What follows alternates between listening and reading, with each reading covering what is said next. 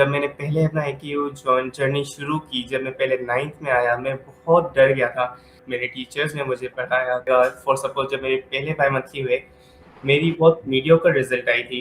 क्या कि नहीं आपका एक्चुअली अगर आप बैलेंस को चेज़ करेंगे तो आप कभी भी बैलेंस नहीं बना पाएँगे। फॉर सपोज़ फैमिली इवेंट्स हो गए, तो उसके बाद जब मैं घर आता था तो मैं वो भी ऐसे नहीं कि हम कोई दूसरे चैलेंजेस कर रहे हैं, फन चैलेंजेस मतलब गेम खेल रहे हैं कोई, नहीं, ये चीज़ समझ में नहीं आती थी, तो क्लास में तो कुछ नहीं हो सकता था। आपको अपने कॉन्सेप्ट्स क्लियर करने होंगे, प्लॉट ट्विस्ट कैसे करना है, एंड कैसे करना है। अपनी प्रैक्टिस करूँ, मैं अच्छा अपना अचीव करना चाहता हूँ, तो आप मेरी हेल्प करें। तो उन्होंने मुझे मेरी जो आयात और हदीस हैं, मुझे उन्हें पूरा कंप्लीटली मैं बिल्कुल पढ़ना नहीं चाहता था, तब भी वो आपके पाथ पे डिपेंड करता है कि आप कौन-सा पाथ ले रहे हैं। वो आपको बहुत अच्छी एडवाइस देंगे, आपकी बहुत हेल्प करेंगे।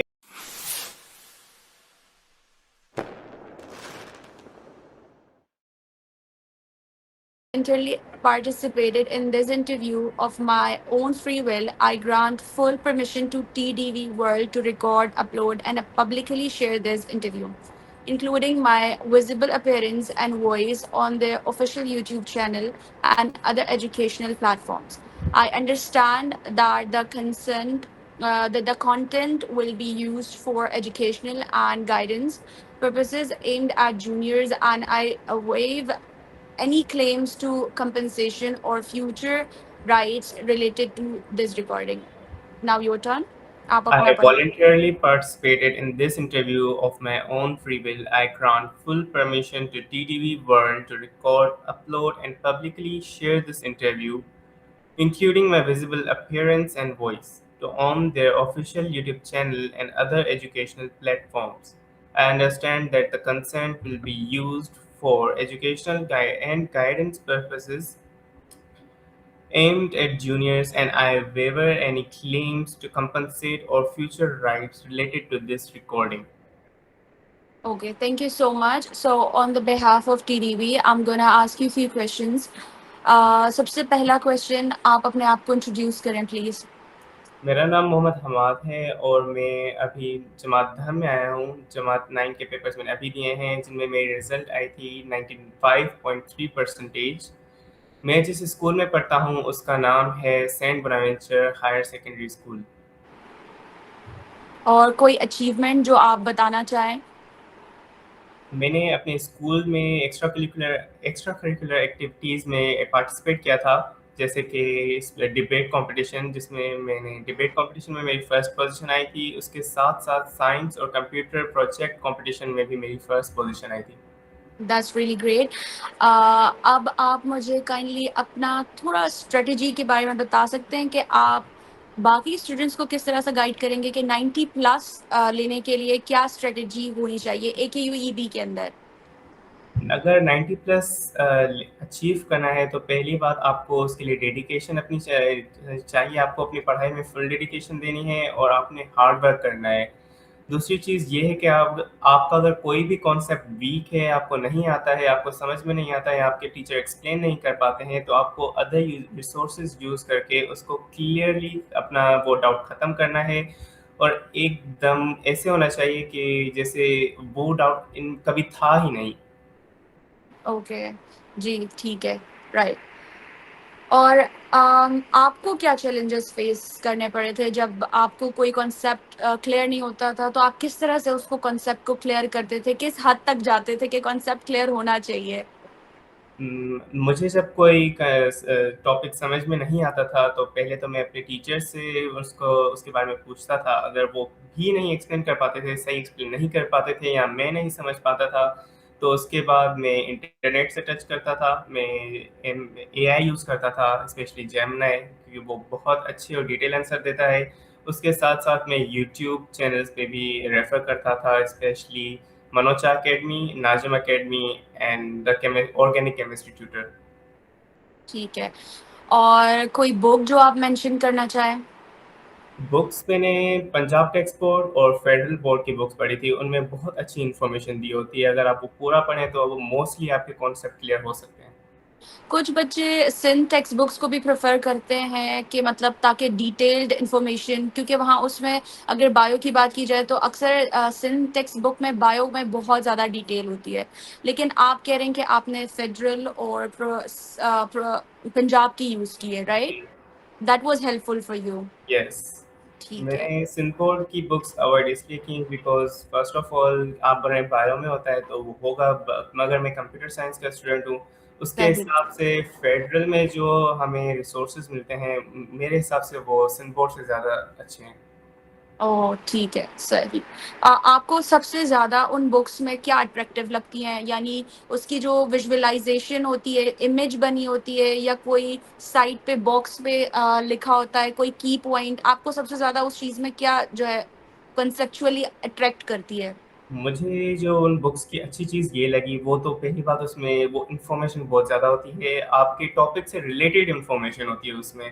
जो एकेयू चाहता है आपको इन्फॉर्मेशन मिले वो इन्फॉर्मेशन उनमें होती है, उसके अलावा उनमें की कॉन्सेप्ट्स भी आते हैं और जो उनके क्वेश्चनियर्स होते हैं, एंड में हर एक टॉपिक के एंड में जो क्वेश्चन्स होते हैं वो भी बहुत अच्छे होते हैं और न्यूमेरिकल्स भी बहुत अच्छे और हाई लेवल कॉन्सेप्चुअल क्वेश्चन्स होते हैं वो। ठीक है, तो आपने वो जो चैप्टर्स के एंड में क्वेश्चन्स होते हैं, न्यूमेरिकल्स होते हैं, वो सारे सॉल्व किए थे? जी, वो जी। आपको हेल्प आउट हुए थे? जी। ठीक है। अच्छा, एक और क्वेश्चन, आपको किसने मोटिवेट किया था through out your journey? Like कोई फैमिली मेंबर, कोई फ्रेंड, कोई भी?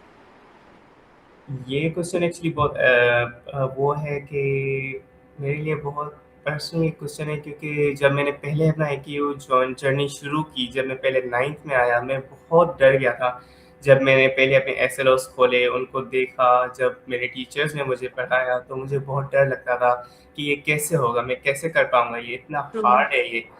तो उसमें जो मेरी सपोर्ट की वो मेरे पेरेंट्स थे और मेरी सिस्टर थी, उन्होंने मुझे बहुत अच्छे तरीके से सपोर्ट किया। मेरी बहन जो थी, वो उन्होंने मुझे बहुत हेल्प की, उन्होंने मेरा टाइम टेबल बनाने में हेल्प की। जब मुझे कोई चीज़ समझ में नहीं आती थी, तो वो अपने टाइम में से टाइम निकाल के जबकि वो बहुत बिज़ी होती थी, तो वो अपने टाइम में से टाइम निकाल के भी मुझे हेल्प करती थी और उसके अलावा जब मैं डिजेक्टेड फ़ील करता था, मैं सोचता था कि नहीं, अब नहीं हो पाएगा। फॉर सपोज़ जब मेरे पहले बाई-मंथली हुए, मेरी बहुत मीडियोकर रिज़ल्ट आई थी, तो मैंने सोचा कि शायद मैं ना कर पाऊँ, मैं बहुत अपने आप से बहुत सवाल कर रहा था, तो तब मेरे पेरेंट्स ने मुझे बहुत मोटिवेट किया कि नहीं, आप कर लोगे, आप बहुत हार्ड वर्किंग हो।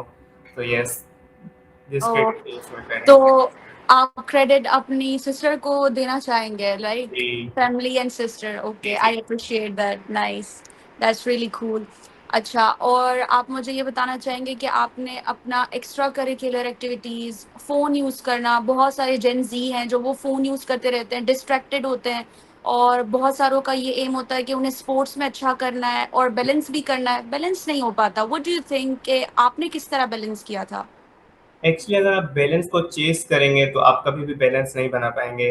तो जो मैं जो करता था, अगर मुझे एंटरटेनमेंट चाहती थी, तो मैं instead of using Instagram reels और यूट्यूब शॉर्ट्स, मैं या तो कोई बुक पढ़ लेता था और अगर मुझे सही नहीं लगती थी तो मैं अपनी कॉमिक्स की तरफ जाता था क्योंकि उनमें बहुत अच्छी से आपको समझ में आ जाता है।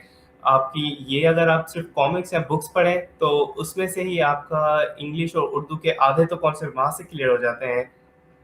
और उसके बावजूद अगर मैं कहीं जाता था, बाहर जाता था, फॉर सपोज़ फैमिली इवेंट्स हो गए, तो उसके बाद जब मैं घर आता था तो मैं फुल लॉक इन कर लेता था, सारी चीज़ें बंद कर देता था और मैं अपनी पढ़ाई पे फ़ोकस करता था। और दूसरी चीज़ ये, जो मैंने आपको बताया, मेरी सिस्टर मुझे हेल्प करती थी, तो मेरी हम्म। सिस्टर्स हमारे लिए चैलेंजेस भी रखती थी।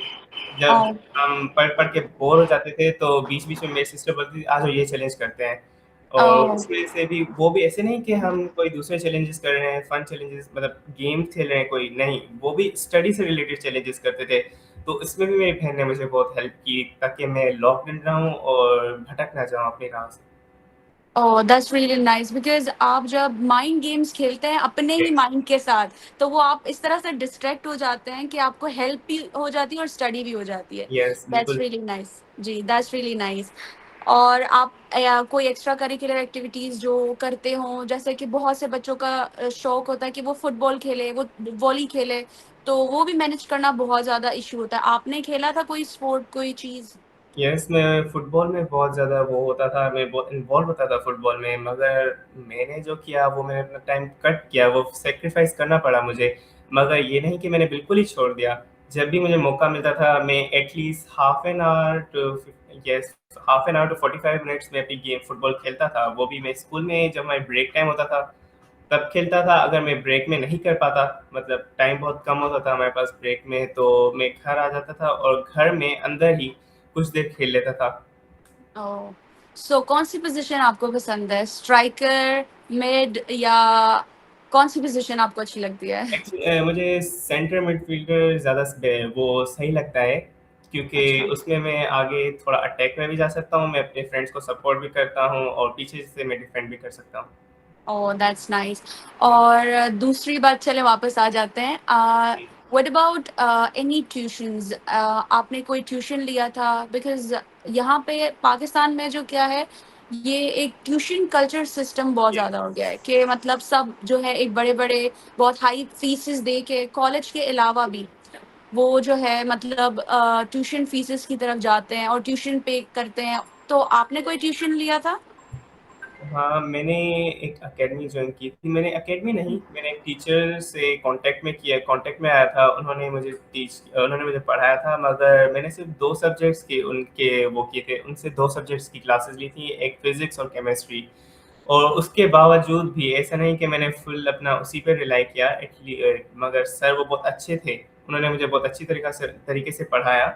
मगर उसके बावजूद भी ये है कि आप फुल सिर्फ़ अपने कोचिंग पे रिलाई करें, तो ऐसा नहीं हो सकता। आपको उसके अलावा खुद से भी पढ़ना पड़ता है। और मैं भी फुल अपना नहीं समझ पाया था, जो मेरे सर समझाते थे। कभी-कभार तो ये होता था कि मैं अगर नहीं समझ पाया, तो ऐसा भी होता था, डर लगता था कि सर से पूछूँगा, सर क्या बोलेंगे? तो उसके बाद मैं खुद भी जाके उन टॉपिक्स पे रिसर्च करता था और थोड़ी मेहनत करता था। ओह! That's really nice. एक और क्वेश्चन बहुत इंटरेस्टिंग है कि जब आपको कोई कॉन्सेप्ट समझ नहीं आता था या कोई ऐसा टॉपिक जो आपको डिफ़िकल्ट लगता था, तो उसको आप किस तरीके से मतलब मैनेज करते थे? क्लास में आपने कोई चीज़ पढ़ी और आपको जो है वो हार्ड लगा, तो आप उसको दोबारा किस तरह से मेमोराइज़ या अंडरस्टैंड करते थे? इस बात का जो मैंने पहले भी हमने मेंशन किया हुआ था शायद, तो मैं अगर मुझे कोई चीज़ समझ में नहीं आती थी, तो क्लास में तो कुछ नहीं हो सकता था, क्योंकि क्लास में समझ में नहीं आई, टीचर ने अपना बेस्ट किया और वो नहीं समझा पाया मुझे, क्योंकि मेरी अंडरस्टैंडिंग लेवल अलग थी और उनका एक्सप्लेन करने का तरीका अलग था। तो जब ऐसा हुँ। कुछ होता था, तो मैं वापस घर आता था। घर आके मैं इंटरनेट पे जाता था। ये बेस्ट चीज़ जो है हमारे लिए अभी के लिए, जो हमें एआई, बेस्ट रिसोर्सेज़ हैं, वो एआई है। तो एग्ज़ैक्टली। यस, या तो मैं चैटजीपीटी से अपने सवाल पूछता था और दूसरा जेमिनी। उसके अलावा यूट्यूब पे जितने अच्छे टीचर्स हैं, उससे बेहतरीन टीचर आपको कहीं नहीं मिल सकते। इतने अच्छे टीचर्स हमें वहाँ पे पढ़ाते हैं, वो भी फ्री में, कि लगता ही नहीं है कि हम कुछ ट्रू, फ्री में यूट्यूब पे ऐसे पढ़ रहे हैं। तो यस। यूट्यूब पे भी जाता था, एआई पे भी जाता था, और अगर फिर भी ऐसा हो कि मैं ना समझ पाऊँ, तो फिर मैं अपनी बहन को जाके डिस्टर्ब करता था कि एक्सक्यूज़ मी, बेटा।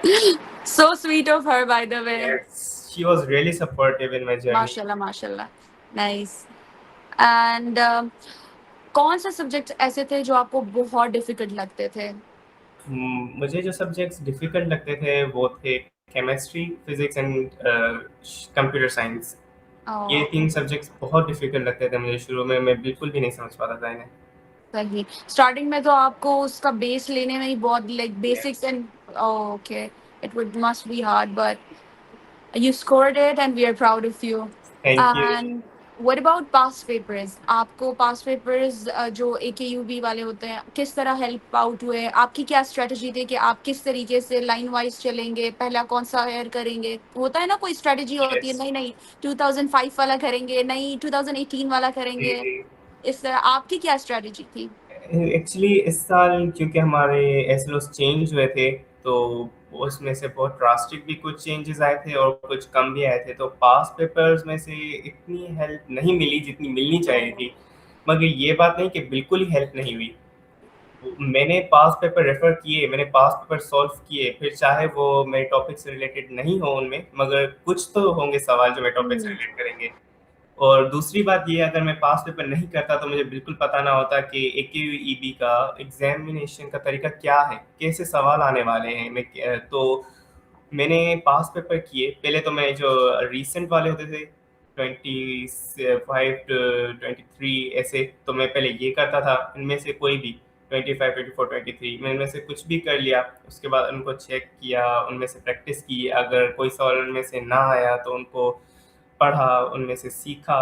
और दूसरी बात, जो मेरे थ्योरेटिकल क्वेश्चंस होते थे, थ्योरी वाले, हम्म। मैं उन्हें लिखता था और फिर उन्हें चेक करने के लिए देता था, या अपनी बहन को, या टीचर को, या AI को।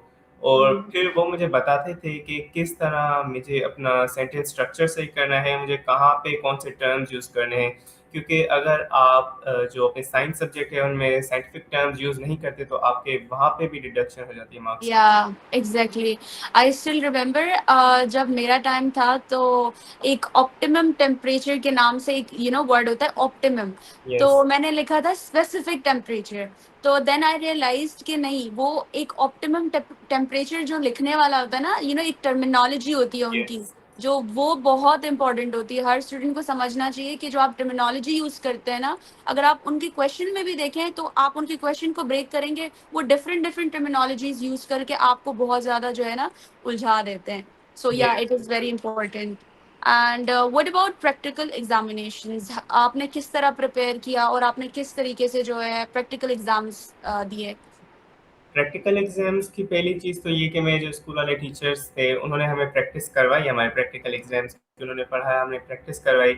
दूसरी बात ये कि मेरे पास वो रिसोर्सेज नहीं थे जो हमें केमिस्ट्री के लिए, केमिस्ट्री और फिजिक्स में जो प्रैक्टिकल होते हैं। फिजिक्स के तो हम फिर भी घर में होम में DIY कर सकते हैं, मगर केमिस्ट्री के नहीं कर सकते थे। तो केमिस्ट्री के जितने भी प्रैक्टिकल्स थे जो मुझे समझ में नहीं आए, उनकी सबसे बेस्ट चीज़ यही है, यूट्यूब से ही मैंने उन्हें सीखा है। वहीं से मुझे पता चला कि ये प्रैक्टिकल कैसे करने हैं, कैसे सही होंगे, और क्या नहीं करना उन प्रैक्टिकल्स में।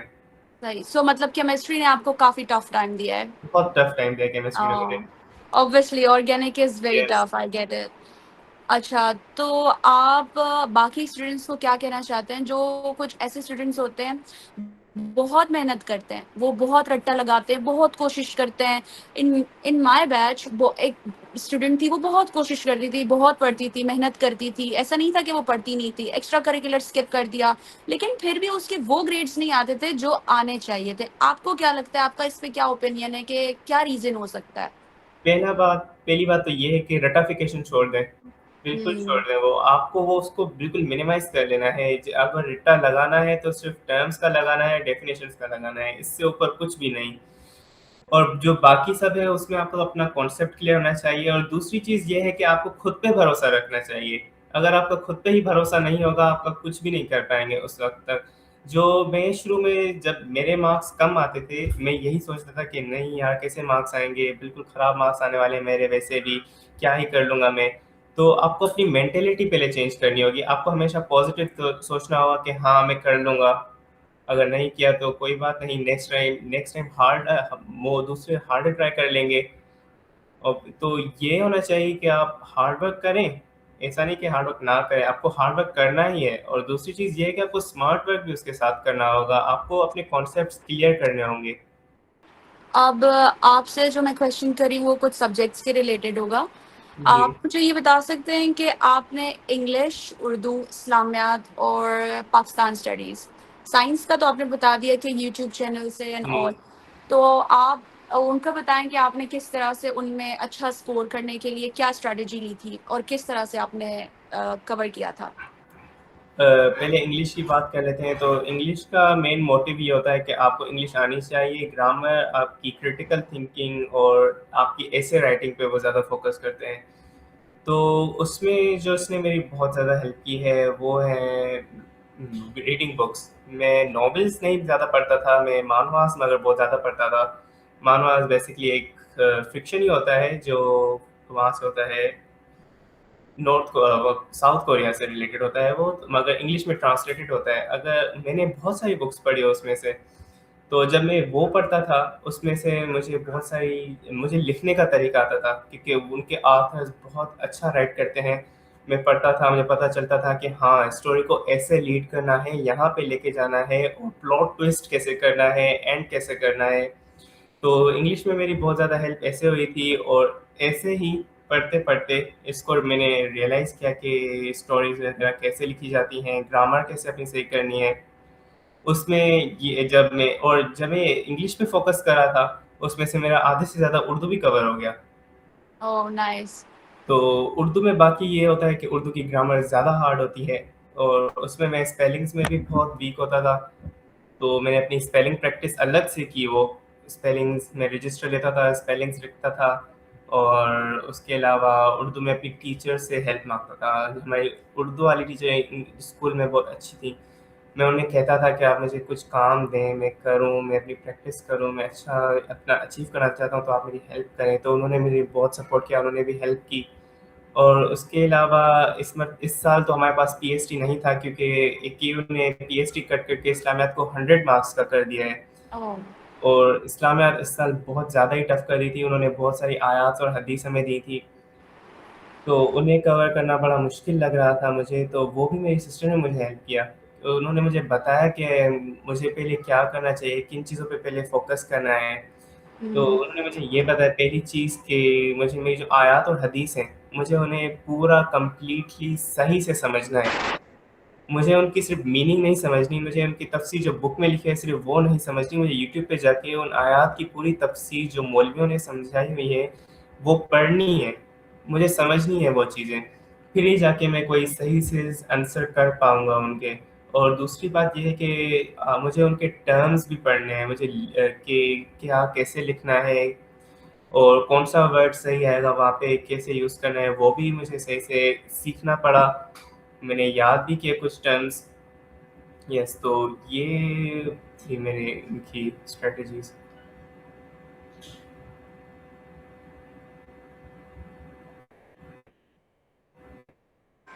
सो आपको आपने जैसे बताया कि आपको इस्लामियात थोड़ा जो है वो लगा था बिकॉज ऑफ हदीस and all that, right? Yes. तो आपने उसको मेमोराइज किया था या उसको भी आपने समझा था word to word and then आपने उसको टैकल किया था? देखें, याद तो मैं नहीं कर सकता ना, अब कुरान पाक एक बहुत लिखा तो सिम्प्लीफाइड मैनर में है, मगर हमारे लिए बहुत हार्ड है। तो मैंने पहली तो जो मेरी आयत और हदीस थी, उन्हें एनालाइज़ किया और जो उनके कीवर्ड्स थे, कुछ कीवर्ड्स ताकि पता चल जाए कि ये हदीस क्या है, अगर मीनिंग नहीं दी हुई, मैं रियलाइज़ कर लूँ कि इसमें क्या कहा जा रहा है। तो मैंने वो कीवर्ड्स पहली बात याद कर लिए और उसके बाद मैंने उनको समझा कि ये हदीस में क्या कहा गया है, हमें क्या सबक मिला है इसमें, अल्लाह पाक हमें क्या बता रहे हैं इसमें। तो ज़्यादातर मैंने जो किया वो था कि मैंने पहले तो हदीस को एनालाइज़ किया और फिर दूसरा उन्हें समझा। सही।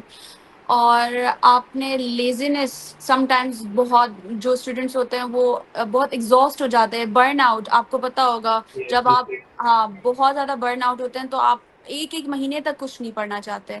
आप उसको किस तरह से देखते हैं और आप उसको किस तरह से ओवरकम आपने किया था ड्यूरिंग योर जर्नी? देखिए, पहली बात तो मैं बहुत कम बर्नआउट हुआ because of all the support I had from my family. तो मुझे बहुत कम बर्नआउट की फीलिंग हुई थी, मगर जब भी मुझे होती थी, मैं बिल्कुल पढ़ना नहीं चाहता था, तब भी मेरी सिस्टर को ये क्रेडिट जाता है, वो ही मुझे पुश करती थी कि नहीं, ऐसा नहीं हो सकता, तुम्हें अपने इन डिज़ायर से फाइट करनी है, तुम्हें अपने नफ्स से लड़ना है, तुम्हें अपने आप को बेहतर बनाना है, अगर तुम्हें अच्छे मार्क्स चाहिए, तो तुम्हें मेहनत करनी होगी। तो yes, she was the main reason I was able to get through it. Okay, nice. I feel proud of her and you as well. Yes. और जैसे आजकल आप देख रहे हैं कि कुछ लोग कहते हैं कि स्किल ज़्यादा इम्पोर्टेंट है, कुछ लोग कहते हैं कि डिग्री ज़्यादा इम्पोर्टेंट है और जो बच्चे बहुत मेहनत करके हाई अचीवर्स होते हैं, वो ये सोचते हैं कि क्यों ना हम कोई स्किल सीख लें, बीच में ही अपनी पढ़ाई को जो है वो रोक देते हैं। ये जो इन्फ्लुएंस हो रहा है आजकल उनकी वजह से।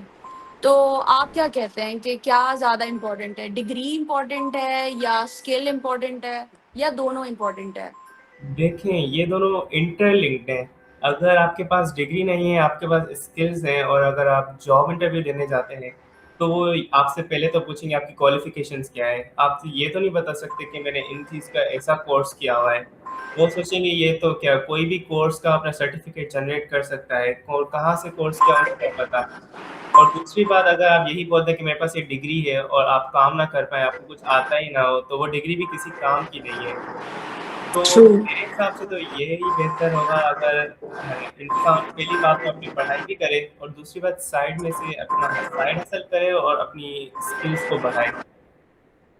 और अकॉर्डिंग टू यू आजकल की जनरेशन में आपको क्या लगता है उनको क्या कौन सी ऐसी स्किल है जो उनको सीखनी चाहिए अभी से ही बीइंग इन एसएससी?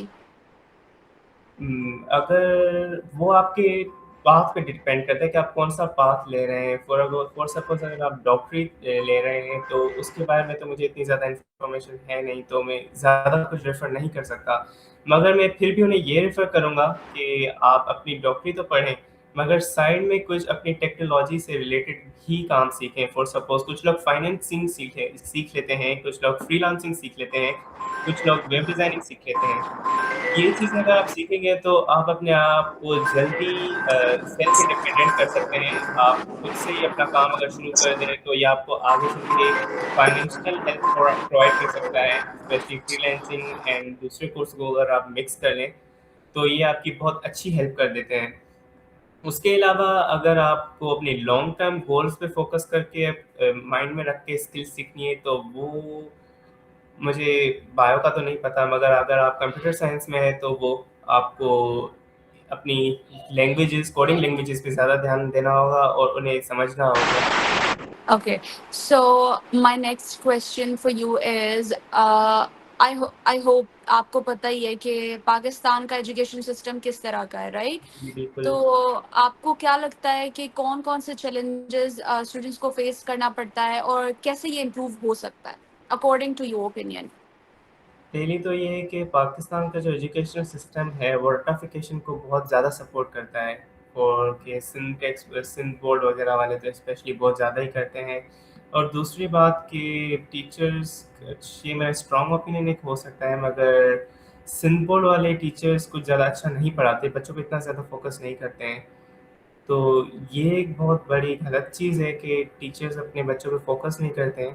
और दूसरी बात, तो बच्चे भी कुछ ऐसे ही होते हैं कि उन्हें अगर फ़ोकस ना किया जाए तो वो बोलते हैं अच्छी बात है, हमारे टीचर्स हम पे फ़ोकस नहीं कर रहे हैं, हमें क्या। मगर ऐसा नहीं होना चाहिए कि उन टीचर्स तो पहली बात स्ट्रिक्ट उन्हें अपॉइंट करने चाहिए, और दूसरी बात ऑनेस्ट टीचर होने चाहिए जो चाहते हैं कि बच्चे पढ़ें, आगे बढ़ें। और दूसरा ये है कि पाकिस्तान गवर्नमेंट को जो वो अपनी बुक्स प्रोवाइड करती हैं, जो अपनी स्टडी मटेरियल हैं, उन्हें और एडवांस करना चाहिए ताकि बच्चे ज़्यादा इन्फॉर्मेशन हासिल कर सकें। Because most of the information are outdated, बहुत यस, ज़्यादा। बहुत ज़्यादा। एग्जैक्टली, बहुत सारा पुराना मटेरियल है, यस। कंटेंट चेंज नहीं हो रहा, सेम सिस्टम सेम ही सब चल रहा है। सो आई एग्री ऑन दैट। और आप अपनी कोई कंट्रीब्यूशन बताना चाहें जो आप करंटली किस तरह से कंट्रीब्यूट कर रहे हैं टू द कम्युनिटी, या आपने आसपास किस तरह से आप अपनी सोसाइटी में कंट्रीब्यूट कर रहे हैं, कोई हम्म, भी एक्टिविटी जो आप कर रहे हो?